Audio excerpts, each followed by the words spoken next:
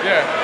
You're a point guard, but you're also a great shooter. Just talk about kind of the mentality there in the second half, or in the fourth quarter. Well, I mean, we knew that they were going to come out and have some runs, and we just had to stay focused and be ready to go. Yeah, I mean, you guys have a pretty good, even though you're small, you got good inside-outside balance.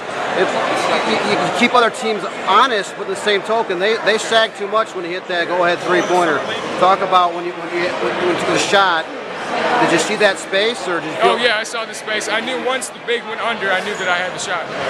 So. Is that your biggest shot of the year so far? Or? I'd say so, for sure. Your first real big win in the MIAC, coming into a notoriously difficult place to play, coming out with a narrow win. Talk about what you said to your squad after the game. The biggest thing is I was just proud of them for finding a way to win in a tough environment. Obviously, they're very good, very well coached. So for us to get down late, kind of fall apart a little bit, and then come back and get the win was huge for us. So. Talk about the play of number 10, Toma, down the stretch, the big three-pointer at the top of the key, and then the free throws. Yeah, he's been big for us all year against Belleville. I think he had 19 in the second half. And then tonight he had 10 in the fourth quarter and hit those last free throws. So he's kind of been our leader. I've been proud of him. He works hard.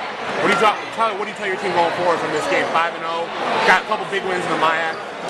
Well, for two things. One, I was proud of how we guarded for about 25 minutes. We kind of fell apart for a little bit. In the past, we've only guarded for about 15 minutes, so we're getting better. When we get to 32, we'll be good. So. Look ahead, there's 4 or 5 pretty good teams in the MIAC this year. You expect to see a lot of these games within 5 points? I do. I think teams are going to start zoning us a lot more, and we're going to have to adapt and adjust. So. Free throws. We were 16 for 29 from the line. Down the stretch, we didn't finish. They did. We were up 2 going into the fourth. They beat us by 6 in the fourth based off some free throws and some missed opportunities. Stretch where we didn't finish when we could have and kind of extended the lead a little bit. And when we didn't do that, they kind of got some momentum going and they finished it out. Talk about their interior defense. They're not huge by any stretch of the imagination, but they hold Peterson, a 6'7" guy, with 2 points. Your backup center, Combs, only has a point. They did a nice job of not along the inlet pass, and they got a few blocks along the way.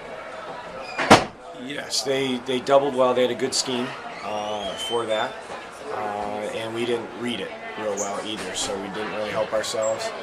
We needed to work off of Peterson, use that scheme that they had against them, and make the appropriate pass.